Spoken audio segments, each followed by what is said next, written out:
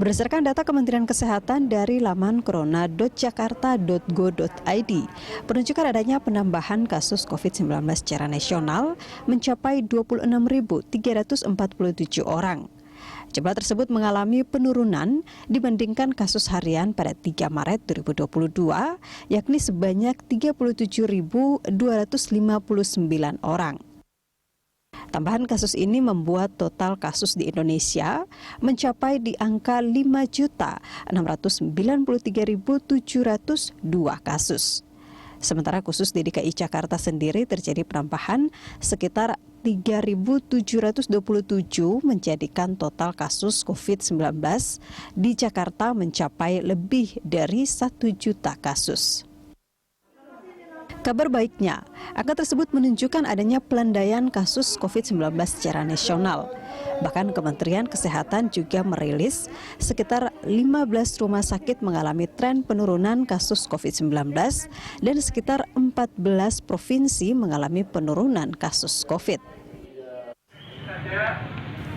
Hal ini bisa berarti bahwa adanya kemungkinan sekolah tatap muka terbatas diterapkan lagi. Sebut saja Kota Tangerang, Dinas Pendidikan Kota Tangerang kembali menerapkan pembelajaran tatap muka atau PTM terbatas untuk jenjang SD dan SMP mulai pekan depan 7 Maret 2022.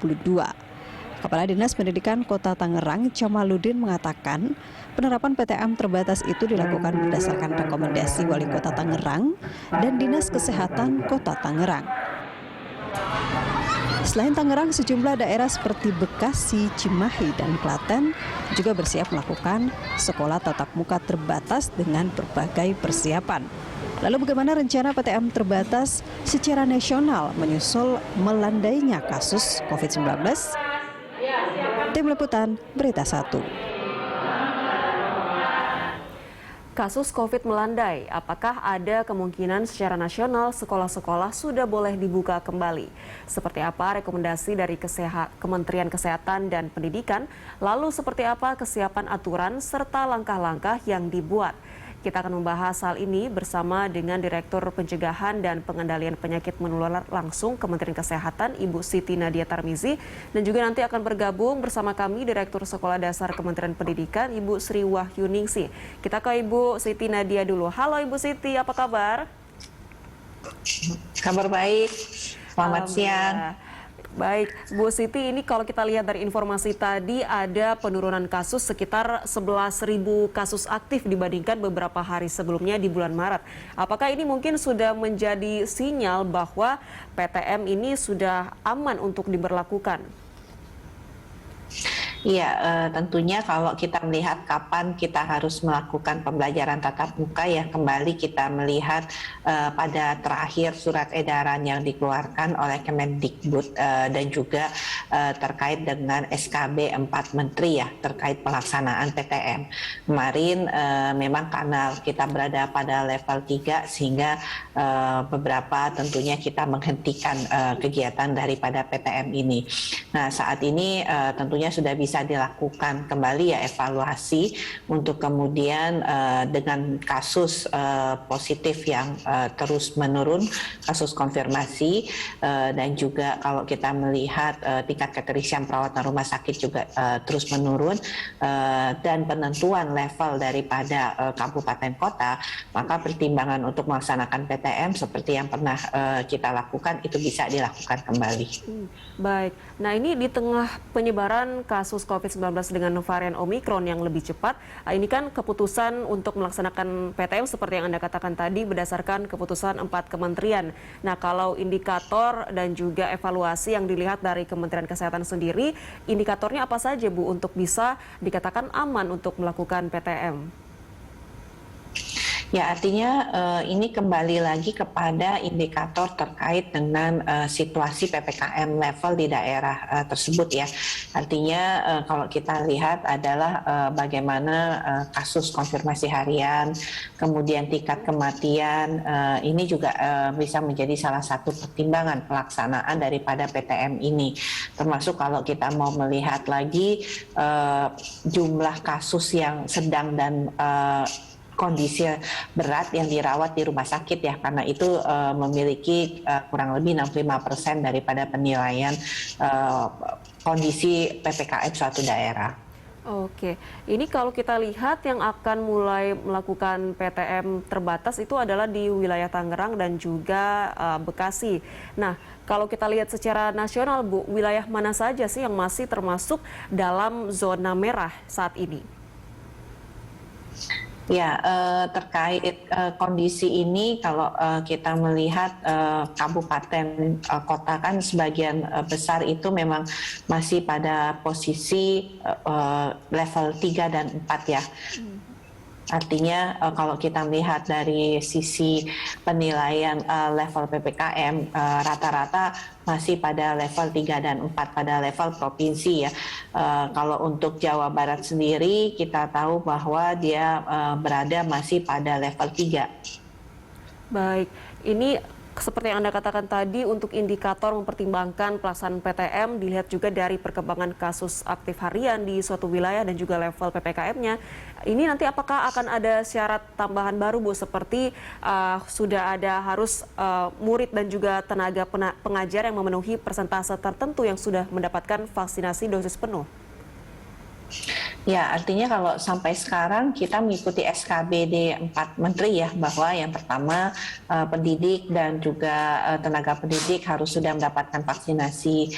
Ada protokol kesehatan yang diterapkan, sarana prasarana yang memadai untuk pelaksanaan protokol kesehatan itu sendiri, memiliki jejaring dengan pelayanan kesehatan sehingga kalau ditemukan kasus-kasus positif itu bisa segera dilakukan koordinasi dan ditanggulangi. Oke, ini kalau dilihat secara nasional, tingkat vaksinasi bagi anak dan guru sudah mencapai berapa persen target? Kalau untuk anak-anak, kalau kita lihat usia 6 tahun ke atas ya, saat ini posisinya kalau kita lihat memang kita kan baru mulai ya pada tanggal 14 Desember yang lalu. Jadi kalau kita lihat jumlah anak yang mendapatkan vaksinasi secara nasional itu jumlahnya kalau adalah sekitar 11,3 juta ya, atau itu untuk dosis kedua atau sekitar baru 8%, sementara dosis pertamanya itu sudah 19 juta ya, dari target kita 26,4 juta. Oke, masih ada sisa setengah lagi ya, Bu, yang harus dikejar. Nah, ini tantangan bagi anak-anak untuk mendapatkan vaksinasi sebenarnya apa saja sih, Bu? Apakah masih ada juga tantangan cakupan wilayah geografis yang sulit dijangkau di daerah-daerah, atau juga mungkin distribusi dosis vaksin yang belum mencukupi? Iya, kalau untuk anak-anak kita tahu pertama adalah sangat tergantung dari izin orang tua ya. Jadi bagaimana meyakinkan orang tua untuk diizinkan, terutama anak usia 6 tahun ke atas ini bisa mendapatkan vaksinasi. Dan memang kan vaksinasi pada anak kan kita baru mulai di bulan Januari ya. Jadi di bulan Desember, mohon maaf. Jadi relatif baru 2 bulan pelaksanaannya. Dan sebenarnya kalau kita lihat tadi cakupan untuk dosis satunya itu kan sudah 50% ya, artinya 19 juta itu atau 72%, mohon maaf, itu sudah cukup tinggi ya, tinggal 30% lagi yang harus kita kejar, sementara untuk dosis keduanya memang baru 50%. Oh, oke. Nah, ini berkaitan juga dengan izin dari orang tua untuk memvaksinasi anaknya. Dengan adanya persyaratan pelajar sudah harus divaksin ketika akan melakukan PTM, apakah ini juga serta-merta membangkitkan animo dari anak-anak untuk menerima vaksin, Bu? Ya, tentunya kalau anak-anak kan sangat tergantung juga pada orang tuanya ya. Rata-rata mereka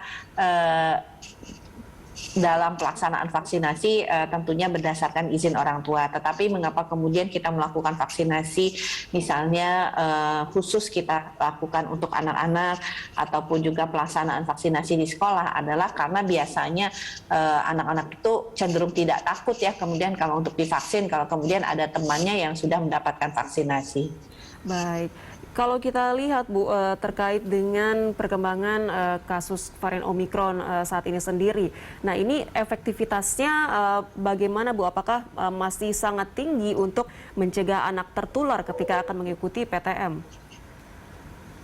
Ya, kalau kita lihat ya apa yang kita alami tentunya dengan peningkatan kasus saat ini yang didominasi oleh varian Omikron, kita melihat proteksi yang sangat baik dari vaksinasi. Banyak yang tentunya positif, tapi kemudian kita melihat bahwa yang sakit berat atau yang membutuhkan perawatan rumah sakit itu hanya 20% ya. Jadi artinya jumlah yang relatif lebih kecil ya dibandingkan dengan pada saat kita menghadapi varian Delta. Di mana varian Delta kemarin kita tahu rata-rata kasus kematian itu bisa 2.000 sampai 3.000. Sementara walaupun juga kita menyayangkan ya adanya kasus-kasus kematian ini, tetapi angka kematian itu jauh lebih rendah dibandingkan pada waktu varian Delta. Dan kita bisa lihat sendiri yang positif tapi kemudian tidak bergejala atau gejala ringan, rata-rata juga tingkat kesembuhannya jauh lebih cepat dibandingkan pada waktu kita menghadapi varian Delta, dan gejalanya memang sangat relatif lebih ringan ya, hanya batuk, pilek, sakit tenggorokan ya.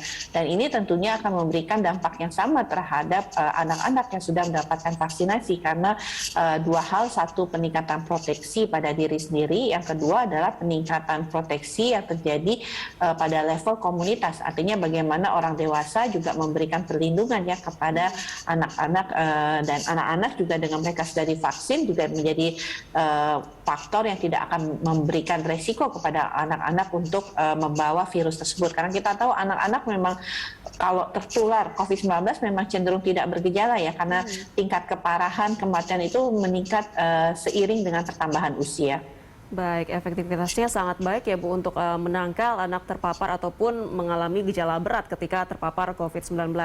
Kita akan bahas lebih lanjut usai jeda. Pemirsa, Lunch Talk akan segera kembali. Kembali bersama kami, masih bersama dengan Ibu Siti Nadia Tarmizi, Direktur Pencegahan dan Pengendalian Penyakit Menular Langsung Kementerian Kesehatan. Dan kini juga sudah bergabung bersama kami Ibu Sri Wahyuningsih, Direktur Sekolah Dasar Kemendikbud. Halo Ibu Sri, selamat bergabung, apa kabar? Alhamdulillah baik Mbak Ani, kabar baik, terima kasih. Bu Nadia, apa kabar? Baik, terima kasih. Terima kasih sudah meluangkan waktu bersama kami, Ibu Sri. Kita lihat ini beberapa wilayah seperti Tangerang dan juga Bekasi sudah mulai melaksanakan PTM. Nah, secara nasional juga kita lihat ada perlandaian kasus COVID-19. Ini apakah PTM secara nasional nanti mungkin sudah bisa segera dilakukan? Ya, terima kasih Mbak Anggia. Kembali dengan kondisi pandemi yang sudah melanda ya, tentunya kita semua harus bersyukur dengan situasi ini. Sudah cukup lama anak-anak kita, terutama pelajar-pelajar dari semua jenjang satuan pendidikan, harus melaksanakan kebijakan belajar dari rumah. Dan alhamdulillah dengan melandainya COVID, tentunya kami pemerintah pun tetap berkomitmen untuk selalu mendorong implementasi pembelajaran tatap muka terbatas. Mengapa? Karena banyak alasan yang sudah kita ketahui ya, dengan berbagai hal pembelajaran jarak jauh yang dilakukan oleh anak-anak kita baik daring maupun luring. Tentunya PTM merupakan solusi, itu yang selalu disampaikan oleh Mas Menteri, agar kita dapat mengoptimalkan. Lalu bagaimana mekanismenya? Mekanisme pelaksanaan pembelajaran tatap muka tentunya kita tetap kembali kepada regulasi kebijakan tentang pengaturan pembelajaran tatap muka terbatas melalui SKB 4 Menteri. Dan bahkan kalau kita flashback Mbak Anggia, pembelajaran tatap muka terbatas ini sudah diatur oleh beberapa kali SKB 4 Menteri yang selalu diperbarui. Sejak 2020 ya, kalau kawan-kawan masih ingat, 15 Juli lalu kita sudah mengatur pembelajaran tatap muka terbatas. Namun SKB itu selalu kita sesuaikan dengan perkembangan pandemi COVID-19. Nah, terakhir Januari 2022 kita melalui SKB 4 Menteri sudah mendorong agar satuan pendidikan melaksanakan pembelajaran tatap muka terbatas. Baik. Tentunya ini khusus pada level 1, 2, dan 3 PPKM wajib melaksanakan PTM terbatas. Lalu kita dihadapkan lagi nih oleh pandemi peningkatan status, dan Februari 2022 kemarin Menteri Pendidikan telah mengeluarkan diskresi SKB 4 Menteri yang dimulai Februari 2022. Esensinya bahwa PPKM level 2 dapat melaksanakan PTM terbatas 50%. Dan peserta didik diberikan pilihan untuk ikut PTM terbatas atau PJJ. Nah, ini tentunya membutuhkan evaluasi ya, berangkat dari evaluasi dan penetapan level pandemi di berbagai daerah yang berat. Begitu Mbak Anggi. Baik, dunia pendidikan mengalami dilema ya Bu sebenarnya di masa pandemi ini. Jika tidak melaksanakan pembelajaran tatap muka terjadi learning loss. Sementara jika melaksanakan PTM tentu kita tidak menutup mata ada risiko penularan. Nah, dari PTM yang sudah pernah dilaksanakan di sebelumnya, ini apa yang menjadi catatan yang juga menjadi bahan persiapan untuk kembali melaksanakan PTM nanti selain penyesuaian dari SKB 4 Menteri itu? Ya, memang mengapa PTM ini harus kita laksanakan, tadi di awal saya sudah sampaikan ya, memang dampak dari pembelajaran jarak jauh ini cukup banyak kita rasakan, terutama terhadap capaian pembelajaran peserta didik kita. Dan tentunya secara nasional kita juga akan melihat ya kualitas capaian pembelajaran anak-anak kita, khususnya di 2 tahun terakhir ini kita harus menghadapi pandemi. Kemdikbud sudah melaksanakan asesmen nasional dan insya Allah dalam waktu yang tidak terlalu lama lagi ini akan di-launching hasilnya, dan ini merupakan juga respon dari pembelajaran, salah satunya respon dari pembelajaran di masa pandemi COVID-19. Beberapa hal khususnya terkait kesiapan ini ya Mbak Anggi ya, evaluasi juga dilakukan terhadap kesiapan daerah dalam melakukan pemetaan untuk sekolah-sekolah yang melakukan PTM atau yang belum bisa PTM. Bahkan tadi Bu Nadia juga sudah menyampaikan vaksinasi juga didorong terus, baik untuk peserta didik maupun untuk tenaga pendidik. Karena memang tadi juga kita dengar ya belum 100%. Walaupun kalau untuk peserta didik memang vaksin tidak menjadi kewajiban, cuman untuk tenaga pendidik ini didorong. Kemudian juga ada sistem teknologi untuk pemantauan dan evaluasi PTM. Pertama, kami mengembangkan sistem pemantauan Dapodik maupun EMIS yang terkoneksi dengan Peduli Lindungi, termasuk notifikasi hitam melalui WhatsApp kepada PIC sekolah dan daerah, serta melihat hasil pemadanan data yang kami lakukan ya antara Kemenkes dan Kementerian Pendidikan. Kemudian juga di Satuan Pendidikan, kalau Mbak Anggi lihat, ini kita juga sudah menggunakan QR Code ya, Peduli Lindungi untuk pengunjung, tamu, maupun peserta didik. Jadi itu Mbak, berbagai upaya telah kita lakukan untuk menjaga PTM ini tetap bisa dilakukan walaupun di tengah pandemi COVID-19. Mengeliminasi kecemasan kita semua terhadap penurunan perilaku disiplin anak-anak kita, interaksi sosial anak-anak kita, khususnya juga capaian pembelajaran. Baik, dan edukasi juga terus diberikan ya Bu kepada para pelajar ini. Nah, saya ingin ke Ibu Siti Nadia. Ibu, ini berkaitan dengan proses vaksinasi terhadap anak dan juga pengajar yang sudah dilakukan secara bertahap.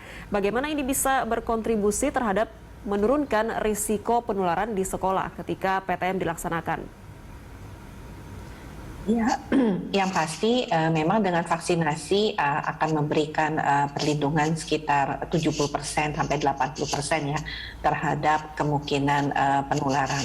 Tapi kita tahu bahwa tadi sudah dijelaskan oleh Bu Sri bahwa pada saat pembelajaran tatap muka terbatas tadi kan juga sudah dilakukan berbagai upaya untuk pencegahan penularan.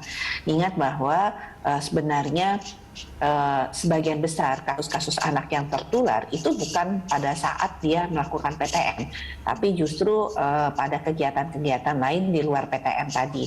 Dan kita sebenarnya juga sudah punya suatu sistem surveillance ya untuk menentukan kapan misalnya kita harus menghentikan secara sementara ya untuk PTM ini kalau kemudian kita temukan kasus positif yang kita kenal dengan surveillance epidemiologi, dan juga surveillance ini terus-menerus harus kita lakukan sebagai bagian ya untuk memantau. Jadi kalau kita tahu kalau positivity rate itu di bawah 5% ya, maka itu bisa dilakukan penghentian pada kelompok yang sedang ada kasus tersebut ya, dan kalau dia di atas 5% itu yang baru penghentian sementara bisa terjadi, karena ke depan bagaimanapun juga Mbak Gita, kita kan akan menuju suatu kehidupan normal. Nah, kehidupan normal di masa setelah pandemi COVID-19 itu pasti normalnya itu akan sedikit mengubah pandang hidup dan cara hidup kita ya. Nah, artinya suatu saat memang kita akan berada pada saat untuk hidup berdampingan dengan COVID-19. Tadi kalau terkait dengan vaksinasi, saya sampaikan bahwa tidak ada 100% vaksinasi melindungi dari penularan. Jadi untuk meningkatkan efektivitas dari vaksin yang hanya 70-80% memberikan proteksi kita terhadap penularan, maka protokol kesehatan tadi menjadi penting. Tapi kalau kita lihat dari data-data dan berbagai studi, sebenarnya kasus COVID pada anak itu jauh lebih rendah dibandingkan pada dewasa dan lansia. Dan kalau kita bicara tingkat keparahan, resikonya pada anak itu juga lebih rendah ya. Kalau kita lihat anak-anak itu sebelum kita mulai vaksinasi pada anak-anak, itu mereka cenderung adalah kalau positif itu memang tidak bergejala, sebagian besar 80%-90% tidak bergejala. Nah, justru mereka inilah yang sebenarnya menjadi sumber untuk penularan dan resiko bagi kelompok usia yang lebih tua ya atau lansia, karena resiko parah dan kematian itu semakin meningkat dengan pertambahan usia. Dan kita tahu selain usia, komorbid juga mempengaruhi, dan komorbid ini umumnya pada dewasa lansia. Baik, itu menjadi kabar baiknya Ibu, bahwa anak yang terpapar ini cenderung mengalami gejala ringan ketika terinfeksi COVID-19. Tinggal bagaimana memberikan pemahaman dan juga pengertian kepada anak terkait dengan penyakit ini, dan juga bagaimana agar terhindar lewat penerapan protokol kesehatan. Kita akan bahas lebih lanjut di segmen ketiga usai jeda. Pemirsa, Lunch Talk akan segera kembali.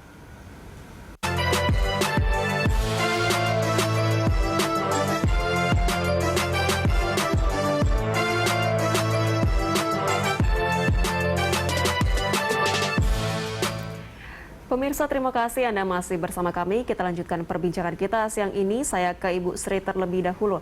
Ibu Sri, ini selain mengikuti ketetapan level PPKM di daerah masing-masing, apa yang menjadi kriteria yang harus dipenuhi oleh satuan pendidikan untuk bisa dikatakan siap melaksanakan PTM di tengah penyebaran kasus saat ini?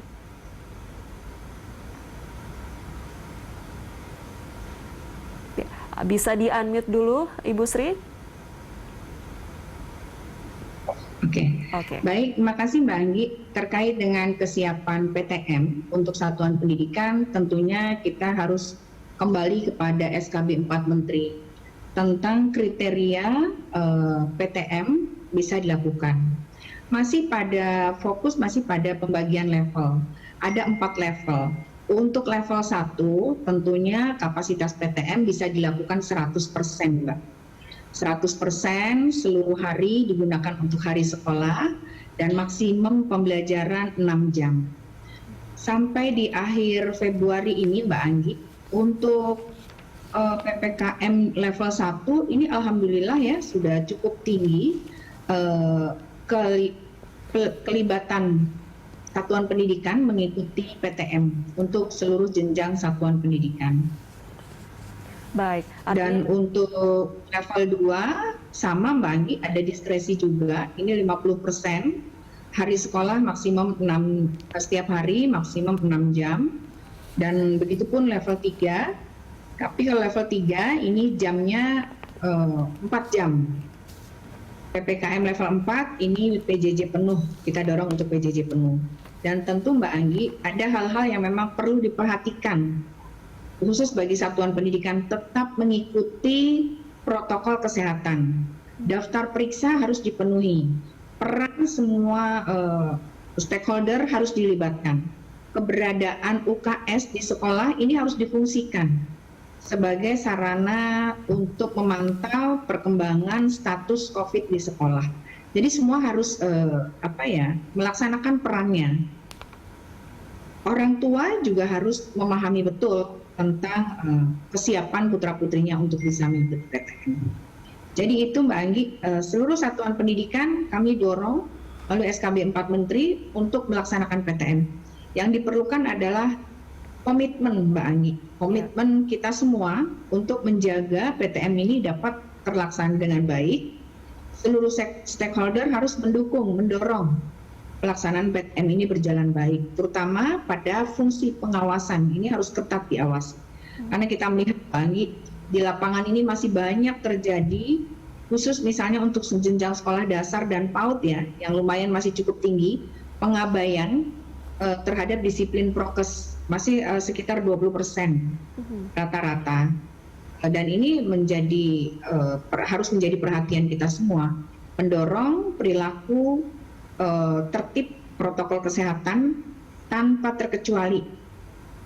Anak PAUD, SD, SMP, SMA, dan seterusnya, kita semua masyarakat, kalau mau kita tidak terpapar ya kita harus disiplin protokol kesehatan. Itu yang harus kita dorong Mbak Agi. Baik, tentu dibutuhkan komitmen bersama ya Bu agar PTM ini bisa berjalan secara lancar. Saya ingin ke Ibu Siti. Bu, tadi Anda mengatakan bahwa seringkali penularan itu terjadi justru di luar sekolah ketika para pelajar sudah selesai mengikuti pembelajaran di sekolah. Nah, ini tentu tidak terlepas dari pengawasan dan juga pemahaman yang diberikan oleh orang tua. Apa yang harus dilakukan untuk menghindari terjadinya penularan di luar lingkungan sekolah, Bu? Ya, ini multifaktor ya, Mbak Greta ya. Pertama, kita secara umum bahwa vaksinasi untuk dosis primer ini harus kita kejar ya. Artinya kita tahu bahwa dosis vaksin pertama itu 9% pada sasaran 208 juta dan kita masih punya sekitar 30% untuk dosis keduanya. Jadi percepatan vaksinasi primer dan vaksinasi booster ini juga harus kita lakukan ya untuk kemudian tadi membangun kekebalan bersama.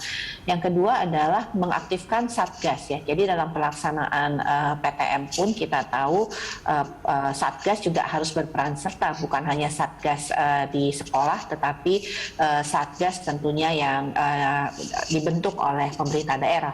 Bagaimana kemudian memastikan misalnya pada saat kepulangan tidak terjadi kerumunan, antrian, ini juga memang harus diatur bersama dengan sekolah. Seperti misalnya pada waktu yang berbeda ya, setiap kelas itu diberikan jarak mungkin setengah jam ya untuk kemudian anaknya baru pulang sehingga menghindari adanya kerumunan. Itu juga yang harus dilakukan.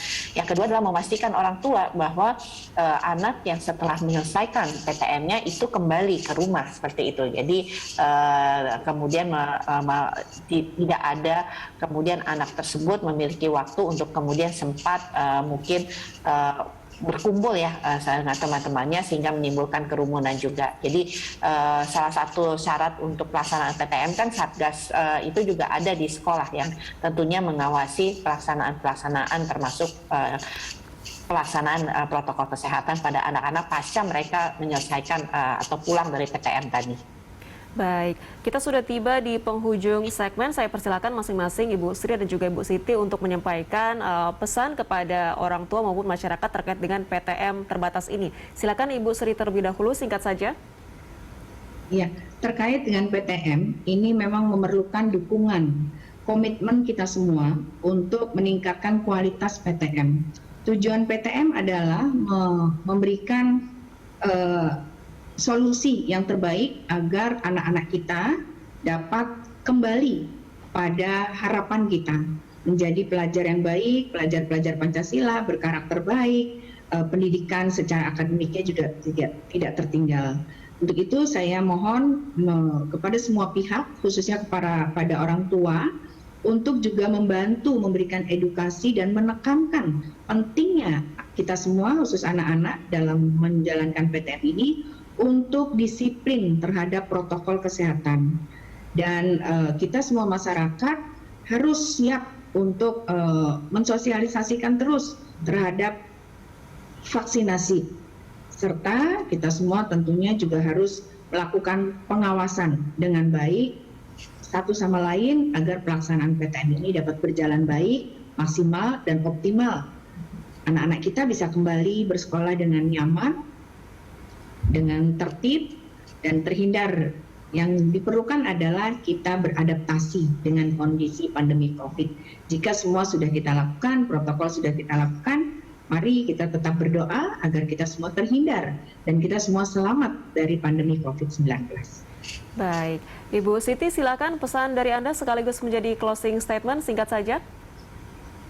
Ya, kita sedang menyiapkan ya peta jalan untuk menuju endemi. Peta jalan menuju endemi tentunya akan melalui beberapa pertimbangan-pertimbangan, bukan hanya dari aspek kesehatan, tapi juga dari aspek pendidikan, perekonomian, perdagangan, dan aspek sosial.